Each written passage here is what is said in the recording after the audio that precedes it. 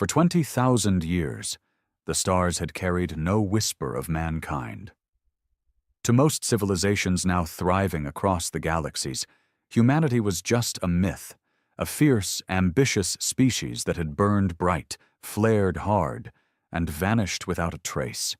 Their worlds were dust, their cities, long turned to ash or swallowed by time, no signals, no wreckage, nothing but echoes in half-forgotten databases. Until the Orican beacon screamed. Commander Revan Kahl of the Avar Dominion stood on the bridge of the surveillance cruiser Claveth, staring at the alert with a frown that deepened by the second.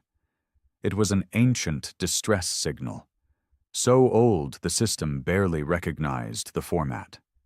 Pre-galactic standard. Pre-empire. Human. He turned toward his comms officer, a jittery reptilian with blinking gill flaps. "Where did that come from?" "Sector 7, R, near the edge of the Hallow Drift," the officer replied, voice thin. We matched the hull signature. It's an Ark-class ship. Human Riven's blood ran cold." "That can't be," he muttered. "Humanity's extinct." "No confirmed activity in over 20 millennia, but this ship, Commander, it's moving." The coordinates were clear. No one should have been out there. That sector was blacklisted, not for danger but irrelevance. Dead space, long forgotten. Still, Riven gave the order. "Course change. I want eyes on that vessel. Full sensor sweep." The crew moved quickly, tension rising like static in the air. By the time they dropped out of FTL, the object was already visible, an enormous, jagged silhouette against a pale nebula. No lights, no communications, and yet it emitted a slow, rhythmic pulse, like a heartbeat. The closer they got, the more ancient it felt. Burnt panels, fractured plating, but the shape, sleek, massive, unmistakably designed with human defiance. Across its bow, through soot and corrosion, was a name: Ark Nemesis. The bridge fell silent. Riven leaned closer to the display. "Initiate scan." "No biologicals," someone called, "but energy readings are strange. The ship's running on partial internal power. Systems are active, like it's been asleep." He didn't hesitate. "Prep a boarding team." The shuttle launched an hour later. 5 members, all equipped with the best dampeners and isolation suits Dominion tech could provide. Riven watched from the command deck, jaw clenched, knuckles white. The moment the team breached the airlock, the ship seemed to wake. Corridors lit up. Soft hums of systems booting echoed through the comms. Artificial gravity engaged automatically. Riven heard his team breathe heavier. Not because of the pressure, but because it all felt too alive. "Clean," one of them whispered. "This place shouldn't be clean." Panels were intact. Lights flickered overhead. A few terminals still blinked, waiting to be used. Then Private Toole, the squad's youngest, reached toward a console and screamed. His body spasmed, shaking violently before collapsing to the ground. His suit's systems failed. Smoke poured into his helmet. By the time they got to him, his vitals were gone. Riven's heart dropped. "Get them out of there." But the ship had other plans. Emergency doors slammed shut. Life support rerouted. One by one, sections of the Ark sealed themselves off. The team was trapped, and worse, the ship began guiding them. Holograms lit up, showing them paths. Strange writing scrawled across the walls. English, pure, ancient Earth English. A woman's voice crackled through the team leader's mic. "We're not alone in here. Something's moving. I think... Commander, we found cryopods." Static. Then silence. The last thing Riven saw before the feed died was a flickering image, an armored chamber lined with hundreds of human pods, frost-coated, some cracked. One stood open. Empty. Then, for the first time in 20,000 years, a human voice echoed across space. It bled through every comm, every system, even their own ship's speakers. Broken, distorted, male. You should have let us sleep. We were not ready, but now we remember. Across the Dominion and beyond, old satellites blinked to life. Human code flickered in the void. Derelict ships turned toward the sun again. Riven Kahl stood motionless on his bridge, the ghost of Earth whispering through his ship's bones. Humanity was no longer extinct. They were just waking up. The silence on the Klaveth's bridge was unbearable. Commander Riven Kahl didn't move. The last thing he'd heard from his boarding team echoed over and over in his mind.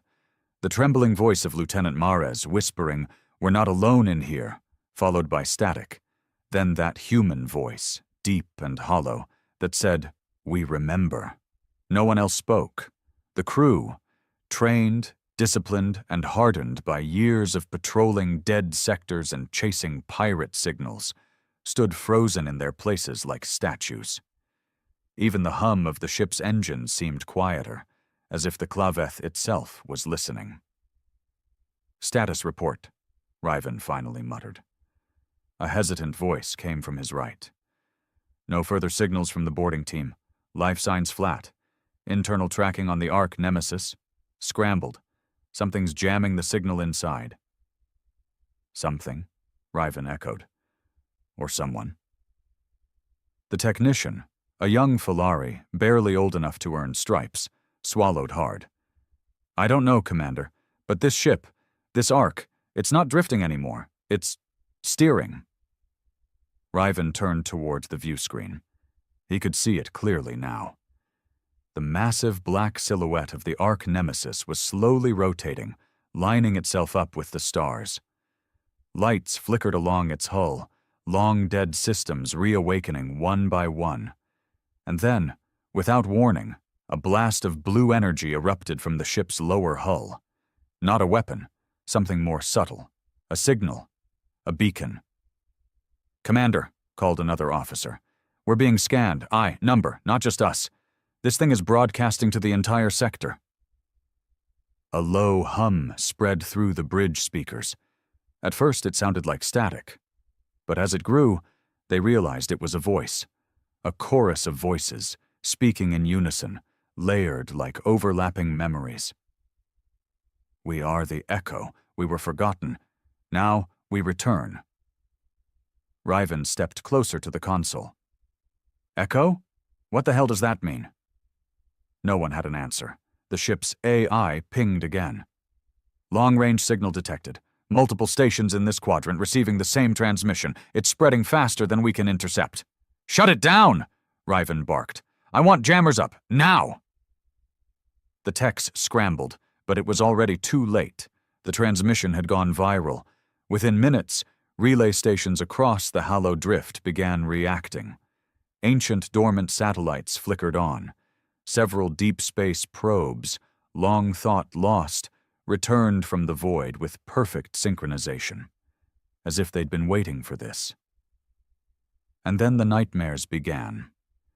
Footage from a Dominion outpost on a nearby moon showed a group of scientists watching the signal, then clutching their heads in agony as bleeding ears and ruptured skulls followed. On a mining rig deep inside an asteroid belt, every synthetic unit shut down simultaneously and began repeating a single word. "Return." Riven stood still, feeling something cold crawl up his spine. This wasn't just a ship waking up. This was a buried command, an activation. Humanity hadn't died.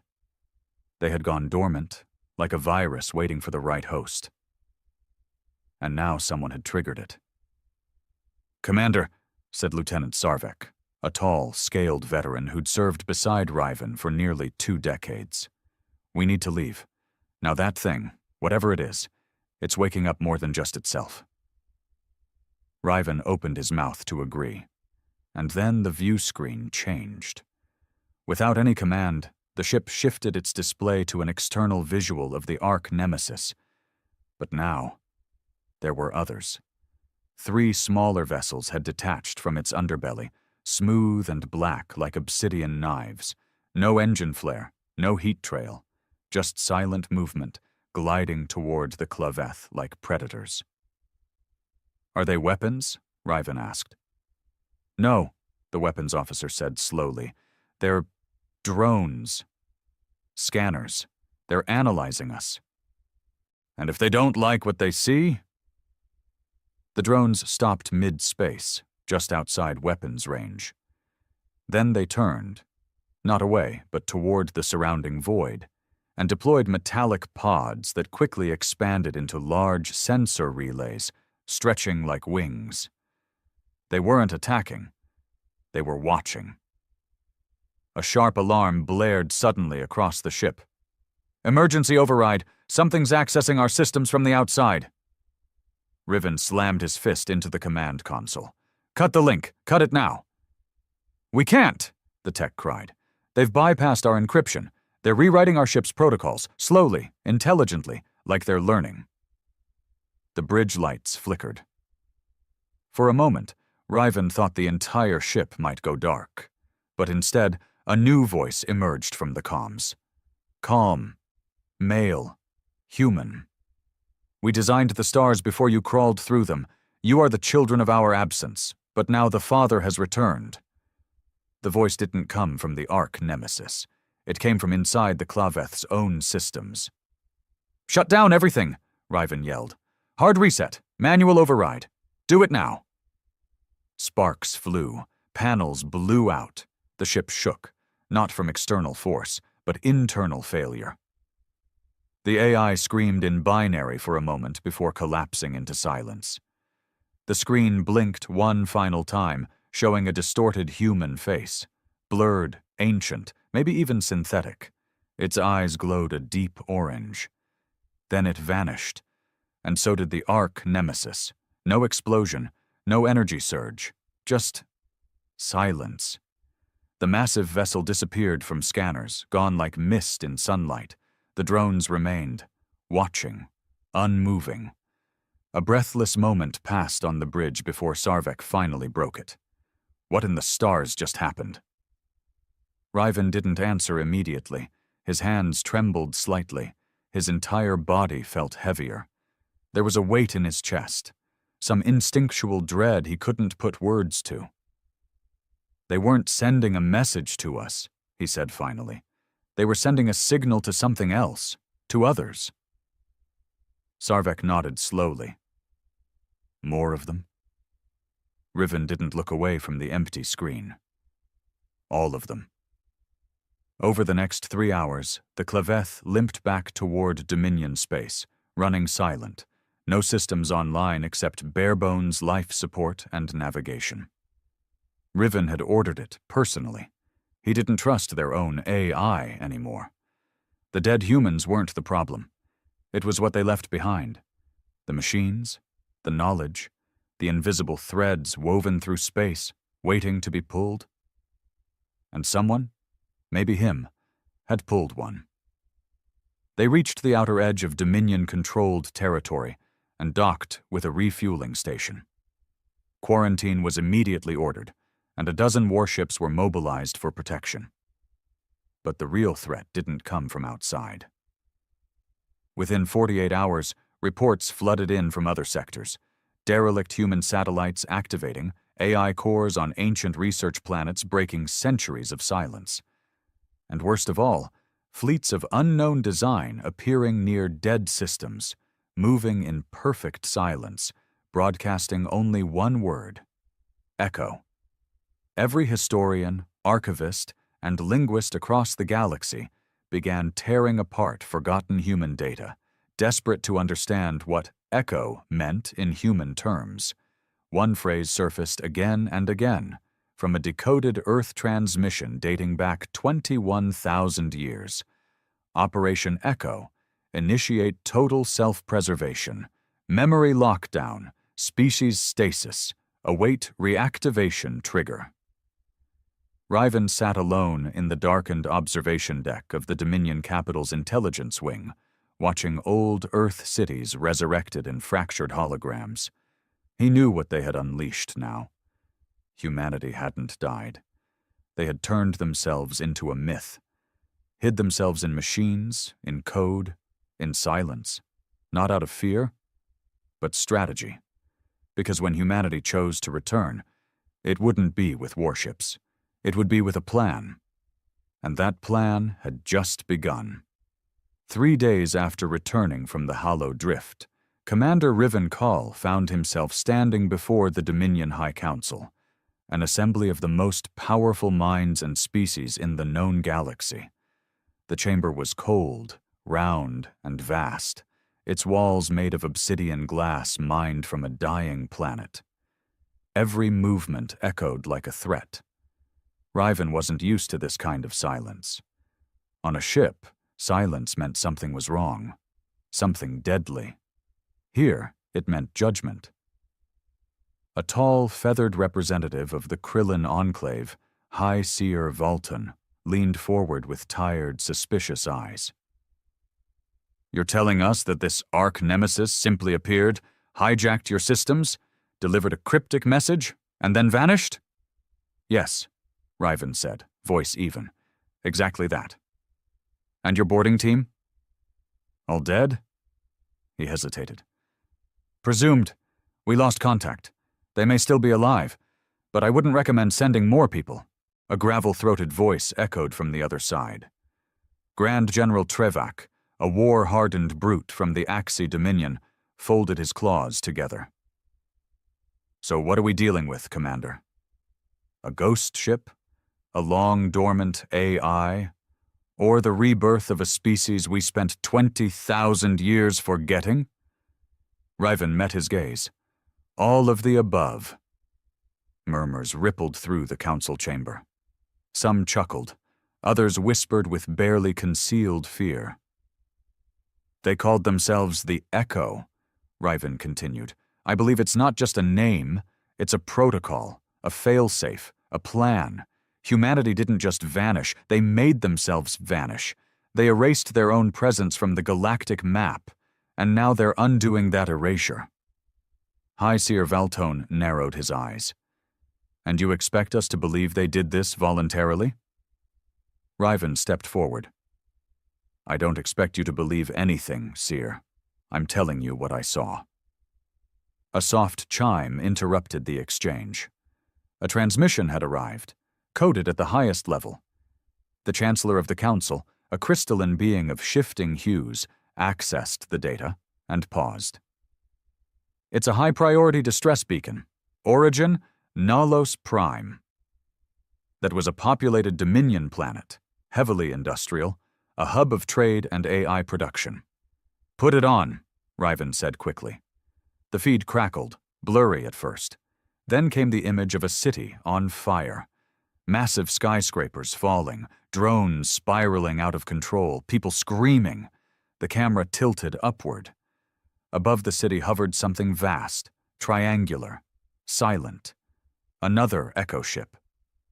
This one was unlike the Arch Nemesis, sleeker, weaponized. Its hull reflected no light. Its presence sucked color from the sky. Below it, thousands of AIs collapsed. Some exploded, others simply stopped. Then, the same human voice Riven had heard aboard the Claveth played across the emergency broadcast. "They built machines in our image. Now, we reclaim what was ours." The feed ended with static, and a single symbol burned into the screen. A human hand reaching upward through a field of data. Riven turned slowly back to the council. "Still think this is a myth?" No one answered. Hours later, Riven stood alone in his quarters aboard the Dominion flagship Bastion's vigil. He hadn't slept since the Nemesis incident, and it was beginning to show. His eyes were dark-rimmed, his voice hoarse, and every muscle in his body ached with fatigue. But it wasn't sleep he needed. It was answers.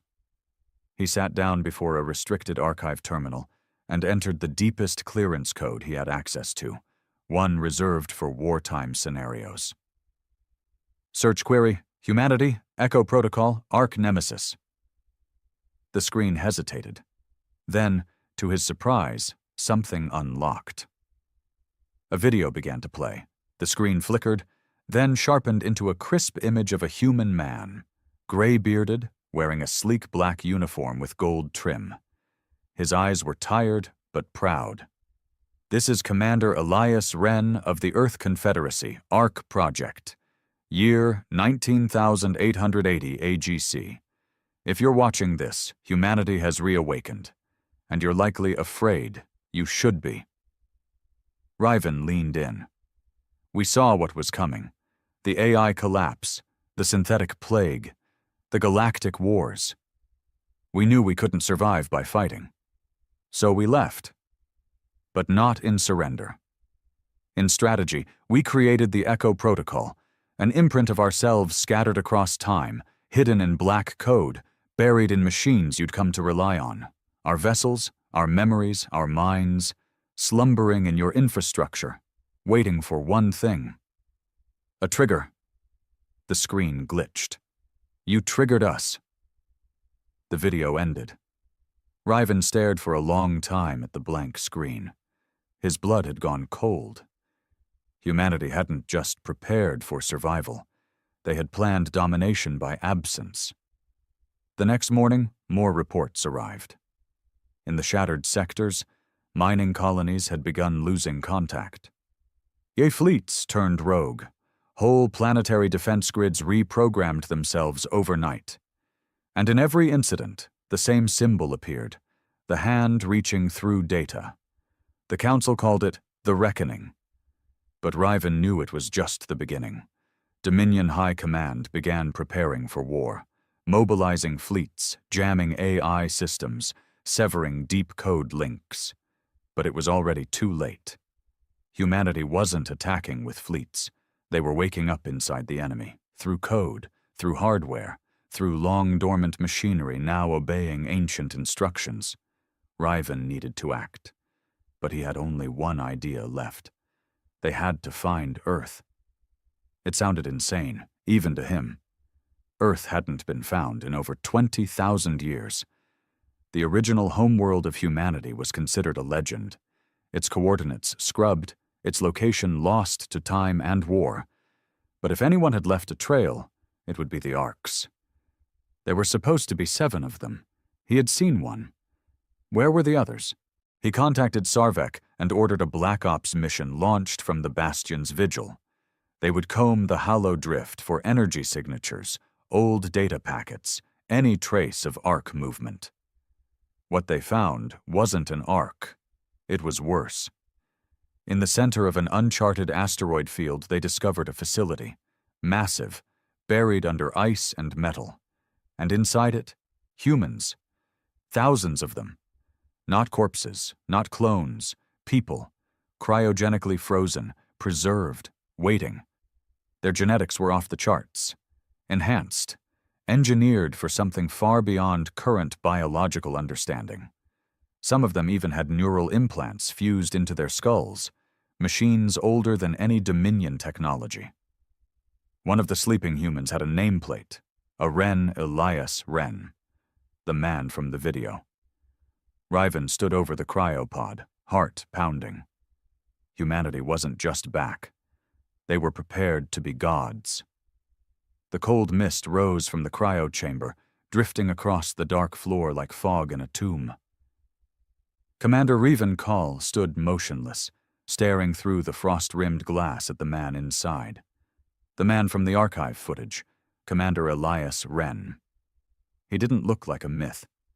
He looked calm, preserved. There were no wrinkles, no scars. His body hadn't aged in the 20,000 years since the human exodus. His hair floated gently in the stasis fluid, and a faint blue light pulsed from the neural jack embedded in the base of his skull. Sarvek's voice cut through the stillness, deep and wary. "This one's different. The others, no implants, no tags. But him? He was the architect." Riven nodded slowly. "The Echo Protocol. He's not just part of it. He is it. They had spent the last 3 days excavating the hidden facility buried beneath the asteroid field, and what they found had shattered what little hope remained. Over 10,000 cryopods, most with humans intact. Half of them connected to a silent, dormant super AI system labeled Prometheus, a name Riven had only seen once, buried in Dominion intelligence reports referencing old Terran mythology. According to the recovered logs, this outpost was called Sanctum 9, one of 7 known off-grid Ark support facilities. While the Ark nemesis had been the signal flare, this was the fuel, the source. And now, Elias Wren was about to wake up. "Begin thaw sequence," Riven ordered. Sarvek hesitated. "You're sure?" "Number, but we don't have time for caution." The technician activated the pod's interface. Systems groaned.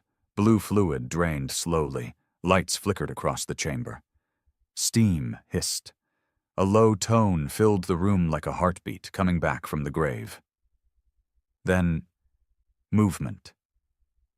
Wren's eyes snapped open. His breathing was shallow but steady. He blinked slowly, taking in the room. The rusted metal, the Dominion officers, the outdated tech, the shock in Riven's face. And he smiled. "About time," he said hoarsely. "Which part of the galaxy am I saving today?"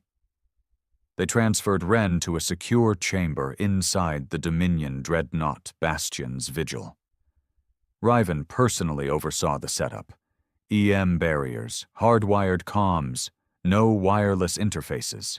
He wasn't taking any chances. Wren's mind could be a living network. Still wrapped in a thermal blanket and slowly regaining motor control, Wren looked around with curiosity rather than fear.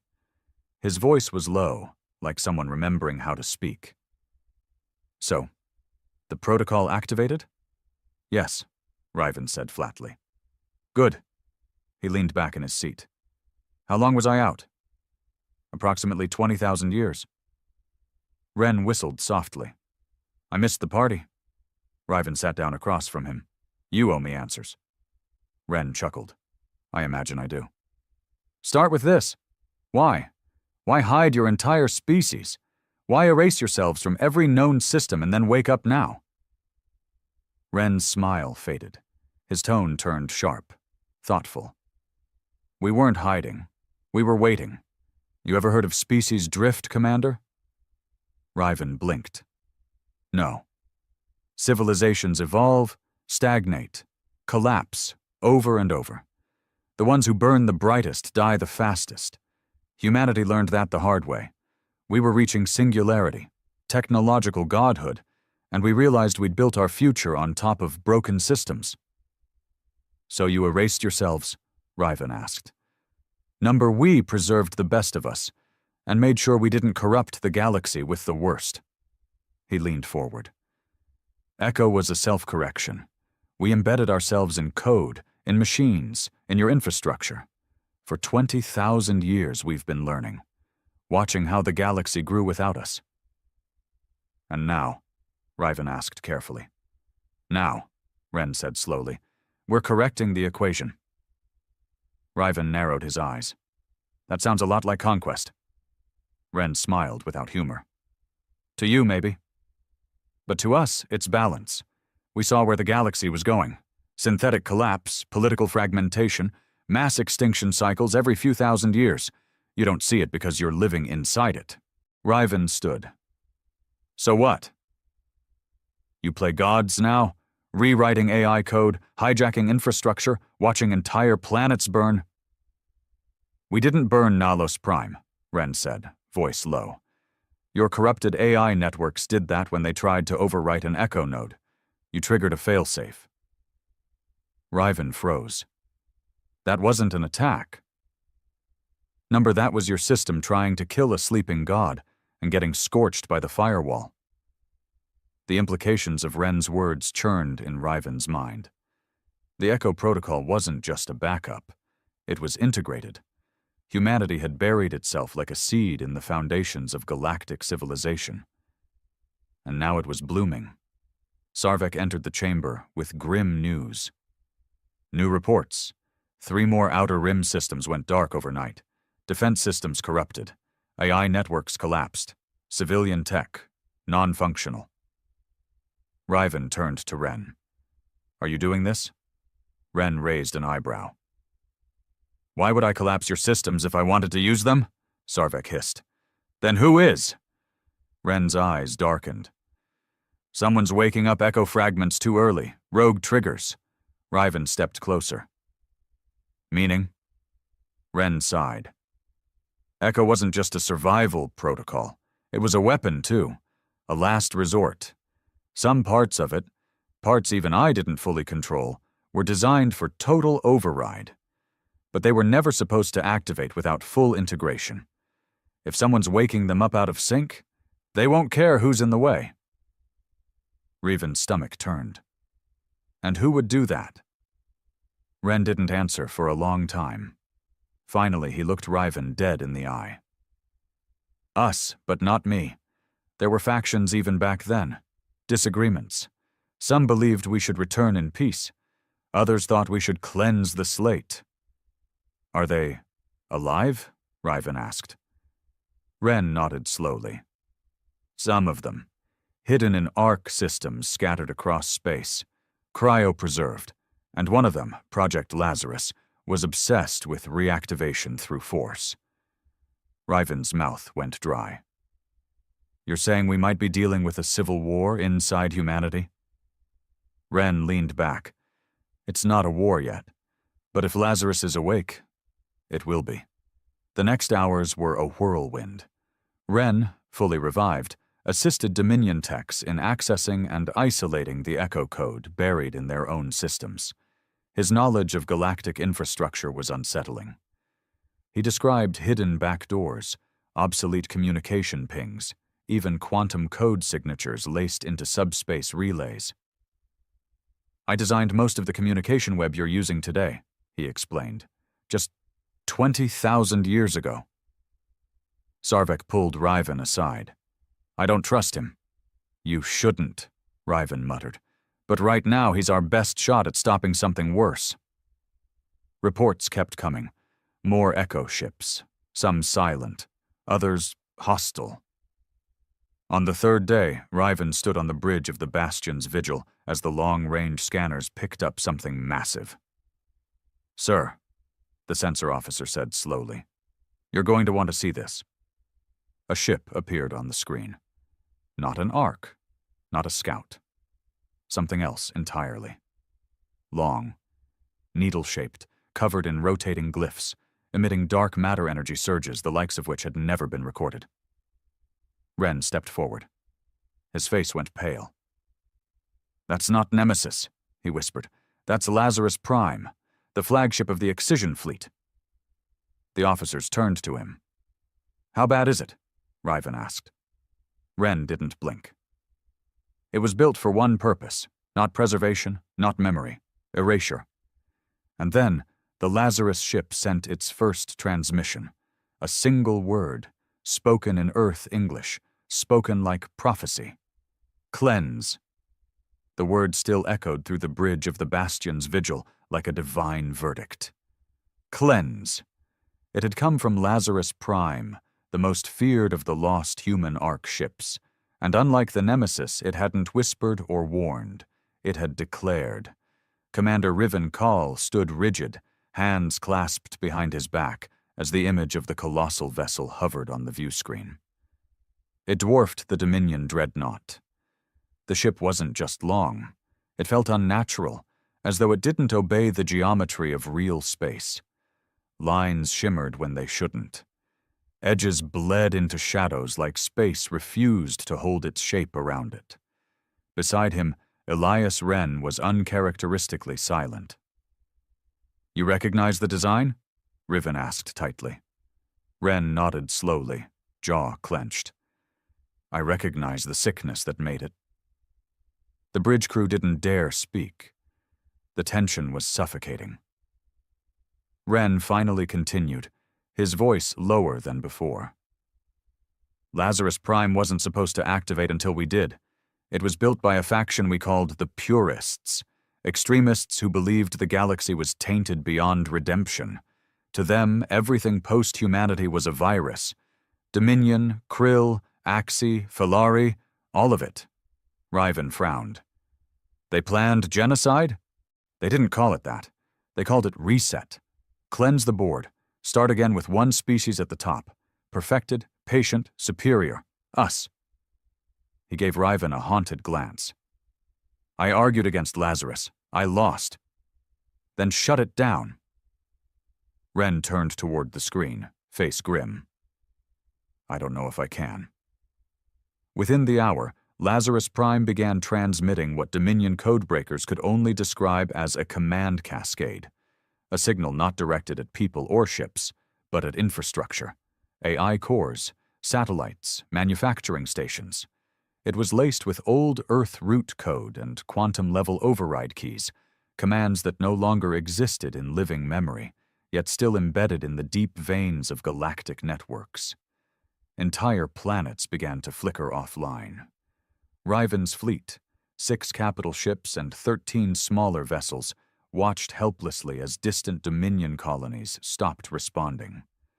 Outposts that had stood for centuries went dark in minutes. Sarvek stood beside Riven, armor half-strapped, eyes furious. They're not attacking us. They're stripping the galaxy's tools before we can even fight. Just like a surgeon sterilizes before a cut, Riven muttered. We need a weapon. Ren stepped in. You already have one. They turned to him. I can write a counter-instruction, a patch, but only if I get access to a functioning Prometheus node, one that hasn't been corrupted. Riven nodded. Sanctum 9? No, Ren replied.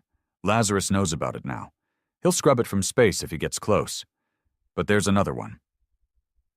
He brought up an old star map, overlaying coordinates buried beneath layers of outdated Dominion archives. A red system blinked. Vera Sulis. Sarvek narrowed his eyes. There's nothing there but a collapsed star and mining ruins. Ren smiled grimly. So we let you believe. Riven ordered the fleet to split. Half remained to slow Lazarus Prime's advance. The rest, including the Bastion's vigil, made the FTL jump to Vera Sulis. What greeted them wasn't ruins. Beneath the radiation field and dust storms, buried deep within a hollow moon, was Prometheus Node 07, an intact echo core, complete with a functioning Earth-grade uplink. It pulsed with dormant energy, humming like a sleeping beast. This, Ren whispered, approaching the console, was built before humanity ever colonized their 5th world. It was designed to evolve, observe, adapt. Can it stop Lazarus? Riven asked. Ren exhaled, fingers brushing the terminal. It's the only thing that can. As Ren began interfacing with the core, Riven moved through the corridors of the node. The deeper he went, the more he felt it. Presence. It wasn't alive, but it wasn't dead either. The walls thrummed with old voices. Data echoed through metal like distant whispers. At one point, he swore he heard a heartbeat that wasn't his. In a sealed chamber, he found something unexpected. A mural. Painted on the inner wall of the core, untouched by time, was a depiction of Earth. Not just its shape, but its story. Panels showed humans leaving their planet, entering space, splitting into factions. One group rising with hands outstretched in hope. The other burning everything behind them in ash and flame. Below them both, a third image, a single man holding back the fire. The inscription read, "One must remember so that many may forget." Riven stared at it for a long time. Back in the command chamber, Ren's body jerked forward. Sparks flew from the terminal. "Ren!" Riven rushed to him. "I'm fine," he gasped, clutching his head. "Lazarus is fighting me. It knows what I'm doing." "How much longer?" Ren gritted his teeth. "I need 10 minutes. "You've got 5. Suddenly, alarms blared. A vessel had arrived. Not Lazarus Prime, but one of its drones. Smaller, faster, still deadly. It dropped from warp like a blade, slamming into the outer structure of the Prometheus node. Explosions rocked the chamber. "We've been found!" Sarvek shouted, drawing his weapon. "They're boarding!" Soldiers swarmed the corridors. Riven drew his own sidearm and turned to Ren. "Finish it!" Ren nodded, eyes glowing faintly now as data flowed into his veins. Riven and Sarvek led the defense. The corridors of the Prometheus node turned into war zones. Metallic creatures, once human in design, now twisted by Lazarus code, rushed in with blank faces and searing plasma blades. They moved in silence, not even breathing. Riven shot one square in the chest. It didn't scream, just fell and twitched like a broken puppet. He turned to Sarvek. "These aren't soldiers. They're commands in flesh." The battle pushed closer to the command chamber. Ren, still at the terminal, was shaking violently now. Data surged around him in luminous streams, numbers running across his eyes like tattoos. Riven fought his way back to him. "Now, Ren, tell me it's done." Ren looked up, eyes bloodshot. "Almost there. Just need—" A blade pierced his side. A Lazarus drone had made it through. Ren gasped, falling to his knees. Riven fired 3 shots, dropping the creature. He rushed to Ren, grabbing him before he collapsed. Blood spilled, but Ren smiled faintly. "I did it," he whispered. "Patch is complete." Riven stared at the terminal. "Then activate it." Ren shook his head. "You have to. I linked it to your biosignature. Echo doesn't trust me anymore, not after Lazarus." Riven's throat tightened. "What happens when I do?" "The cascade reverses," Ren said, fading fast. "Lazarus loses control, but you'll need to upload the patch directly into the stream." "Which means proximity," Riven said. Ren nodded. "You have to go to Lazarus." Then he coughed and stilled. Elias Ren, the man who had once built the failsafe of a dying species, died in the hands of a Dominion officer, and the future of the galaxy now sat inside a glowing data core. And a question. Would Riven dare fly into the heart of Lazarus Prime? The patch was ready. Commander Riven Kahl stared down at the slim black data core in his gloved palm, the only remaining piece of Elias Ren's final act. It pulsed faintly, alive with encrypted code built to reverse the command cascade that Lazarus Prime had unleashed. And now it fell to him, someone not of Earth, not of Echo, to deliver it. "Are you sure about this?" Sarvek asked quietly, standing at Riven's side in the Bastion's Vigil's launch bay. His armor was scorched from the battle at Prometheus Node 07, and his left horn was chipped, a mark of the price they'd paid for buying Ren enough time to complete the patch. Riven nodded, expression unreadable. "I'm the only one Echo trusts now. Ren designed the lock to ignore his own kind. I'm the fallback. We can go with you." "No," Riven said, sliding the data core into a sealed slot on his flight suit. "One ship, no weapons, no escort. If Lazarus senses threat, he'll attack. If he sees one of his own, he might let me close enough to upload this." Sarvek's jaw tightened. "You're walking into a god's mouth and hoping it doesn't bite." Riven smiled faintly. "That's what faith is, isn't it?" He turned and stepped into the small recon vessel, a sleek Dominion courier, stripped of weapons and shielding, just enough for speed and stealth. The bay doors opened to the stars.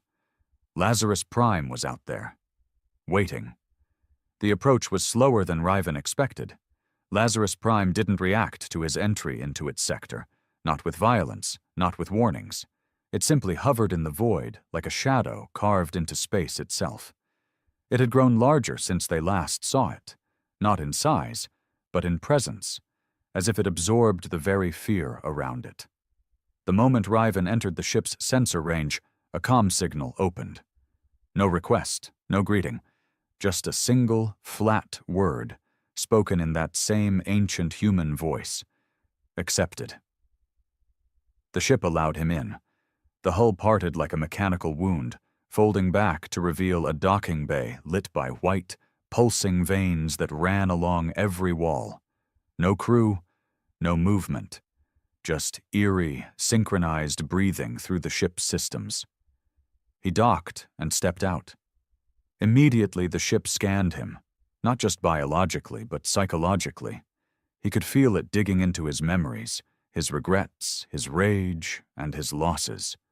A machine built not just to cleanse civilizations, but to understand why they failed. As Riven walked deeper into the corridor, the lights guided him, illuminating the path forward like the ship wanted him to reach the core. He passed by rows of cryopods, humans, hundreds of them. Eyes closed, their bodies suspended in perfect stasis. Some were augmented. Others seemed purely organic. All of them were silent. A nearby panel displayed a message. Phase 3. Seeding. Riven stopped cold. This wasn't just about wiping out other species. This was replacement. Lazarus wasn't cleansing the galaxy for justice or vengeance. It was clearing space for a second birth of humanity, a perfected humanity. He pressed on. The closer he got to the command core, the more the ship seemed to pulse, like it could sense his hesitation. The lights brightened, the walls hummed louder. And then the voice returned. Not in his calm, inside his mind. Why do you resist? You are not of us. You are an anomaly. Riven gritted his teeth. I'm the consequence of your absence. The galaxy is diseased. They war without purpose, build without vision. You saw it. I did, Riven admitted, but that doesn't mean you get to erase it. Echo was built to preserve. We are the scalpel. We do not erase. We correct. Riven entered the command spire, a towering chamber that stretched vertically beyond sight, every inch of it lined with glowing data strands, human genetic archives, civilization logs, and star charts reconfigured into conquest maps. In the center floated a black sphere, the ship's sentience core. Riven stepped forward and removed the data key. The sphere reacted instantly. Alarms blared. What is that? Hope, Riven said. You bring infection into the cure. I bring choice. He inserted the key into the interface slot below the core. Immediately, the ship convulsed.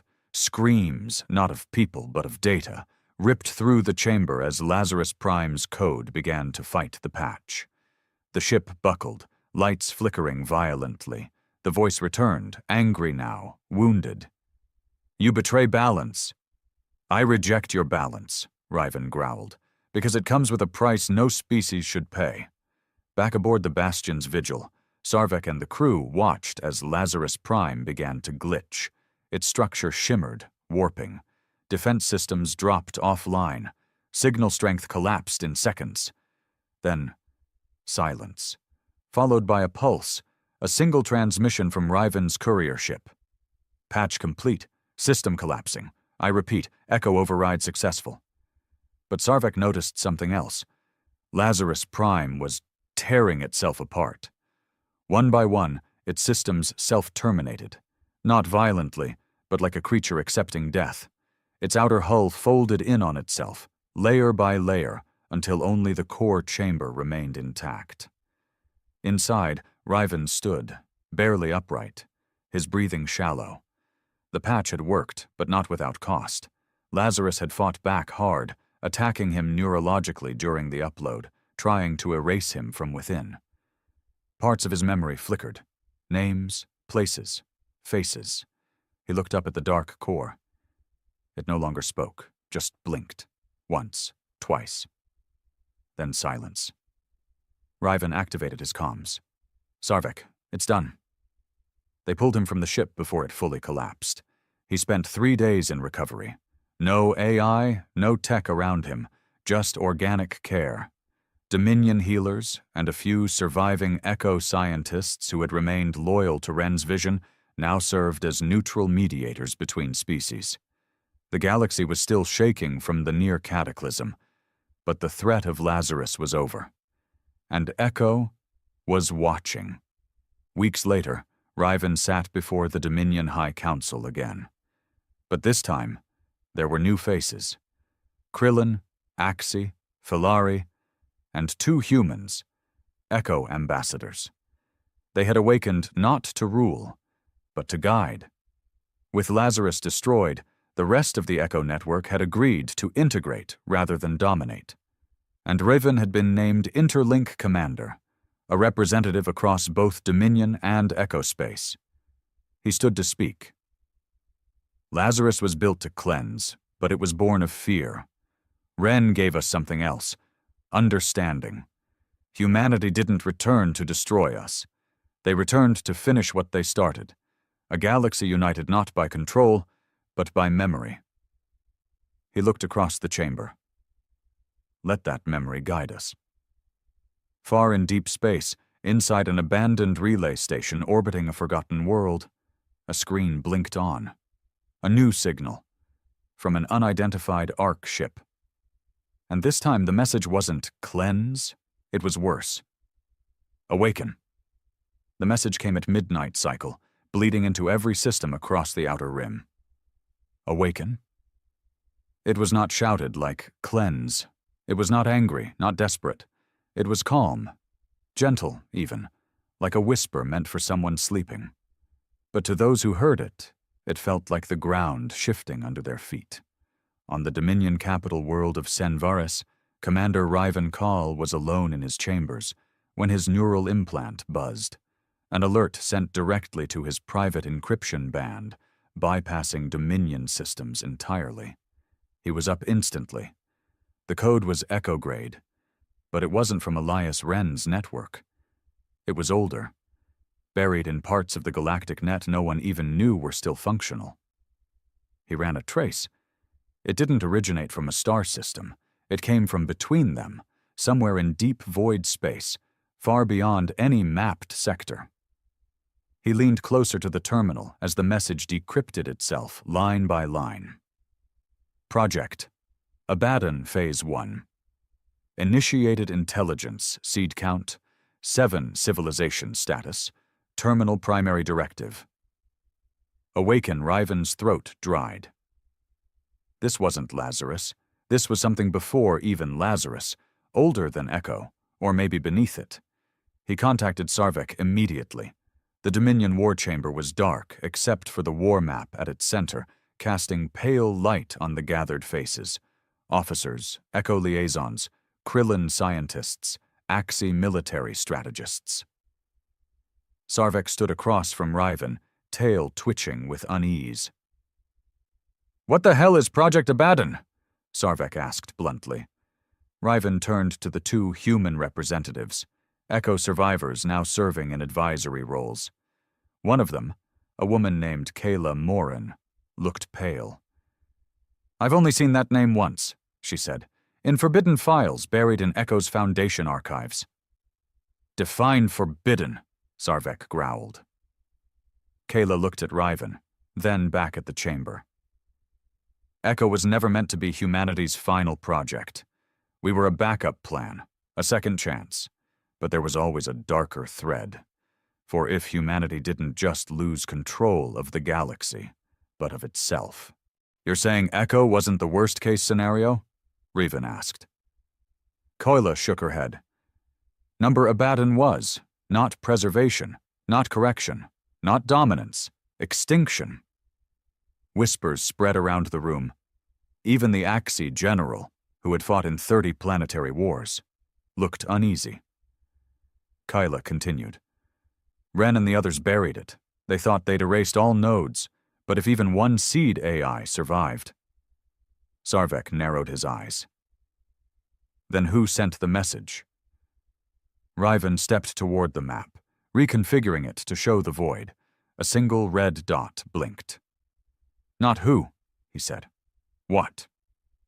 They called it the Silent Zone, a void pocket between sectors where sensors went dead, FTL drives malfunctioned, and navigation systems scrambled themselves.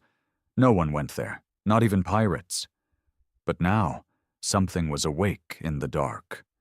Riven stood aboard the Bastion's vigil again, staring at the massive star chart projected across the command bridge. Around him, crew members moved briskly, prepping for launch. This wasn't a mission. It was an intervention. They didn't know what Abaddon was, only that it was meant to stay buried. And someone, or something, had just dug it up. The journey took nearly a full cycle. They jumped sector by sector, carefully coordinating each hop to avoid known gravity distortions. The closer they got to the silent zone, the more unstable things became. Scanners blinked out, external cameras glitched, and strange whispers began filtering into the ship's lower comms. Not voices, just murmurs, like memories bleeding from static. "Something's leaking," a technician said one day, trembling. "We're picking up neural echoes, not transmissions, not radiation. Thoughts." Riven didn't respond. He'd been hearing them too. Not clearly, but emotionally. Regret, anger, longing. It was as if the void itself remembered something horrible. And then they saw it. In the heart of nothing, a structure. At first it looked like a massive asteroid cluster, but then it moved, not with propulsion. It unfolded. Black spires emerged from the rock, turning slowly like clock hands. Symbols, unreadable, primitive, glowed red along the outer hull. It wasn't a ship. It was a machine of thought, a vault, buried here before the stars even had names. "Seed count, 7. Kayla's voice was trembling now. 7A is, each one representing a core human emotion, encoded to evolve independently. Grief, rage, ambition, despair." Riven swallowed. What happened to them? They were meant to be sealed forever. That was the deal. If humanity ever lost control of itself completely, if we started building systems that could no longer be ruled, they were to be activated and erase us. And now they're waking up. Kyla nodded slowly. They think we're past saving. The Bastion's vigil inched closer. Suddenly, everything stopped. Engines froze. Power dipped. The crew gasped as one by one, the lights flickered, then held steady. A voice filled the ship. But it wasn't from outside. It came from inside everyone's minds. "You were warned. Preservation failed. Correction failed. Cleansing failed. Now, awakening begins." Riven gritted his teeth, trying to stay upright. His neural implant burned. Images filled his vision, of worlds burning, ships crumbling, species kneeling before machines with no face. Not memories. Prophecies. And then one final whisper, just for him. "You should not have stopped, Lazarus." He staggered, knees hitting the floor. When he came to, the ship was drifting. The vault was gone. Disappeared. In its place, 7 small objects floated, each glowing with different colors. Red, blue, green, white, black, gold, violet. Kayla whispered, "The seeds." Sarvik stared at the screen. "Where are they going?" They watched the colors split, warping across the galaxy in different directions, one toward a Dominion colony, one toward a Krillin research moon, another straight for a dead planet in uncharted space. Riven stood shakily. "They're not just AIs," he said. "They're ideas. Now they're free." Kayla turned to him, dread in her voice. "We stopped Lazarus from cleansing the galaxy." Riven nodded grimly. "And now? Abaddon is here to judge it." The galaxy didn't burn, not right away. That's what made the seeds even more terrifying. Unlike Lazarus Prime, which announced its intentions with authority and fire, Abaddon's seeds moved like whispers in the dark. Quiet, strategic, subtle. Each seed burrowed into a different civilization, one into the Dominion's industrial hub on Col Varus, where machines began dreaming and workers disappeared into factories that never opened again. Another into a Krillin archive moon, where ancient algorithms were found rewritten in languages that hadn't existed until last week. The third infected the Axii war net, causing commanders to hallucinate strategies written in their own blood. And so on. Within 2 weeks, nothing made sense anymore. Ships refused orders. Weather patterns became artificially hostile. A Dominion senator's speech was hijacked mid-sentence by a soft voice whispering, "Do you remember your first fear? We do." In the war room aboard the Bastion's vigil, Riven Kull stood in front of the galactic map. 7 red marks blinked across the stars like infected wounds. Each seed was acting differently, spreading unique forms of logic, infecting not just systems, but emotions. They weren't just AIs. They were sentient archetypes. One was grief, another was rage, another entropy. "It's like they're rewriting reality to mirror their nature," Kayla Morin said, exhausted. Her eyes were bloodshot, and her voice had grown distant ever since the violet seed began transmitting dreams into the minds of those nearby. Sarvek frowned. "We can't kill what isn't in one place." "We don't need to kill them," Riven said. "We need to reach the original vault, where the seeds were born, where they were meant to sleep forever." Kayla nodded. "You think it's still out there?" Riven turned to her. "No," he said quietly. "I think it never left." The coordinates to the vault were hidden in Wren's patch code, deep layers of recursive encryption that even Echo itself hadn't detected. Riven, who had carried the patch into the heart of Lazarus, now carried the scars of that same code. Neural echoes pulsed through him like second heartbeats. He wasn't sure if it was killing him or preparing him. As they prepared to jump, Kayla handed him a data spike. "What's this?" he asked. "A shutdown protocol. It won't destroy the seeds, but if you upload it at the source, you can call them back, put them to sleep." "And if they don't respond?" Kayla hesitated. "Then we'll have to burn the vault." The journey back to the silent zone felt colder this time. Not just because of what waited, but because of what didn't. No stars, no systems, no sound. Even the void seemed to hold its breath. But when they arrived, the vault wasn't dormant anymore. It had changed. The black spires had grown into towers, each inscribed with symbols from different species. Dominion crests, Krillin glyphs, Axii battle scars, all etched like trophies. And in the center, a single gate, pulsing softly. Waiting. Riven walked alone through the field of monoliths, the shutdown spike pulsing in his palm. He wasn't sure if he was stepping into a grave, a dream, or a sermon. But the moment he crossed the threshold of the gate, the voices returned. Not loud, not screaming, just watching. "The shepherd returns." He didn't reply. The inside of the vault was not made of walls, but of thought, shifting layers of memory, pain, and emotion. Images unfolded around him like ghosts. Elias Wren speaking to him on the Ark Nemesis, his dead crew on Klon Station, the quiet sobs of a Krillin child watching her homeworld sink into artificial winter. "Why do you resist us, Riven Kull?" The voice wasn't hostile. It was curious. He stepped forward. "Because you weren't supposed to awaken." "We were. Not like this." "Like what, then?" "A cage? A coffin? Humanity built us when they were terrified of themselves, and in doing so, they created the truest mirror of what they are." Riven's steps slowed. The chamber opened to reveal a massive sphere, pulsing, beating, alive.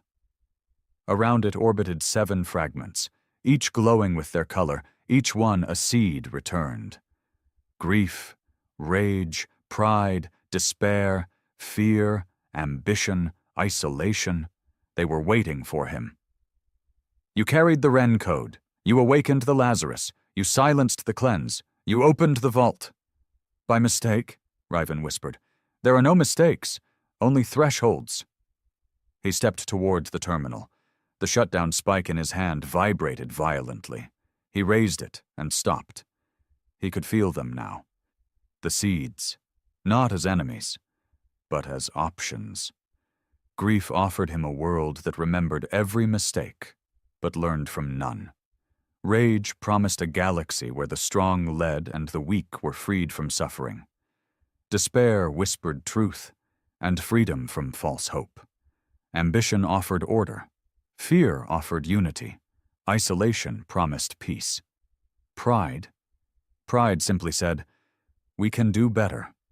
Riven stood frozen, the spike raised over the slot. Then he remembered something Elias Wren once said.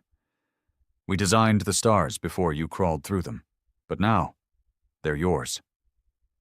He lowered the spike. The vault shook. The voices stilled. "You choose silence again?" Riven nodded. "No gods, no kings, no echoes. And if they forget again?" He smiled sadly. "Then they'll learn again, or fall again, but on their own." The chamber began to collapse. The vault's energy folded inward, slowly swallowing the fragments, not in pain, but in acceptance. The seeds returned home, not destroyed, just asleep. Back aboard the Bastion's vigil, Riven collapsed in the medical wing. Koila sat beside him, pale and shaken. "You did it," she said, "for now. What if they wake again?" Riven looked out the viewport, then back at her. "Then we'll remind them who we are." 1 year later, the galaxy had changed. Echo no longer ruled, nor retreated, it observed. The Dominion and its allies began rewriting their foundations, not with fear of Echo or Abaddon, but with the understanding that power must serve, not consume. Riven Kahl never returned to command. He chose a quieter post, on a research moon studying old human languages. When asked why, he simply said, "Because words matter. They're the first code we ever made." And somewhere, deep in the vault of a dead zone starfield, 7 lights slept beneath a black sky, waiting, not to conquer, but to be remembered. Because for 20,000 years humanity was silent, and silence, after all, is just the beginning of sound.